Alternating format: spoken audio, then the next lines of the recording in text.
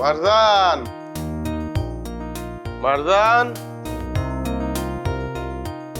এ মারজান, মারজান। চাচি আম্মা আসসালামু আলাইকুম। ওয়ালাইকুম সালাম। বাবা তুমি?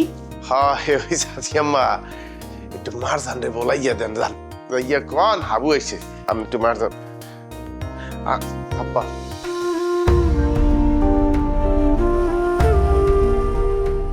বাবা, মারজান আমার বংশের একমাত্র বাত্তি। ও ছাড়া আমার এই পৃথিবীতে আর কেউ নাই।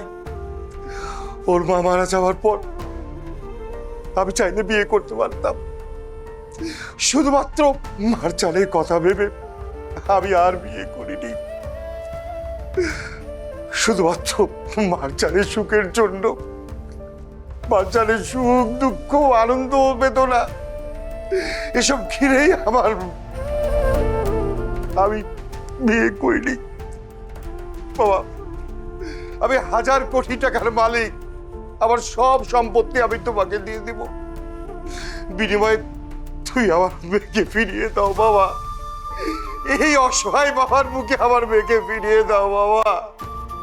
আমি তোমার কাছে কিছুই চাই না, প্লিজ বাবা আমার মেয়েকে আমার মুখে ফিরিয়ে দাও। দেখেন, আমি জানি যে আমার বিয়েটা আপনি মন দিয়ে মান্য নিতে পারেন নাই। আপনার মাইয়ারে আপনি যে কোনো মূল্যে আমার কাছ থেকে ছিনাইয়া নেবেন, ওইটাও আমি ভালো করিয়েই জানি। কিন্তু এটাই সত্য যে মারজান আমার বউ, এবং তার আর কেউ কোনোদিন আমার কাছ থেকে ছিনাইয়া নিতে পারবেন না।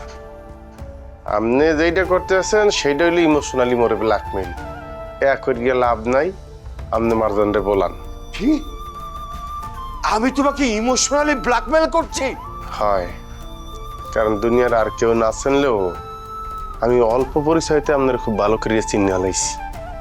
যতবার মুই আপনারে বিশ্বাস করছি ততবারই আপনি আঘাত দিয়েছেন। আমার বিডার যাইয়া আমার মারে, আমার বাপেরে। তার চেয়ে বড় কথা এইটা তো সত্যি যে আপনার মাইয়া আমার বিবাহিত স্ত্রী। আইস্তামায় কোনোদিন একটা ফোন দিয়ে খুঁজলাম নাই আপনার মাইয়াটা আমার বাড়িতে কেমন আছে। এখন মাইয়ার লিগে কানতে আছেন। হ্যাঁ, আপনি এই সমস্ত অভিনয় বন্ধ করিয়া মোর বউরে বলান দেন, আমি তার নিয়ে বাড়িতে যাব।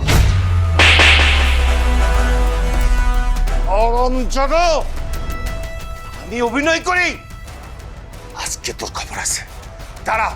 রাজ, তীর্থ, এদিকে আয়। ওই স্কন্দরকে রুমে নিয়ে আটকে রাখ, যা।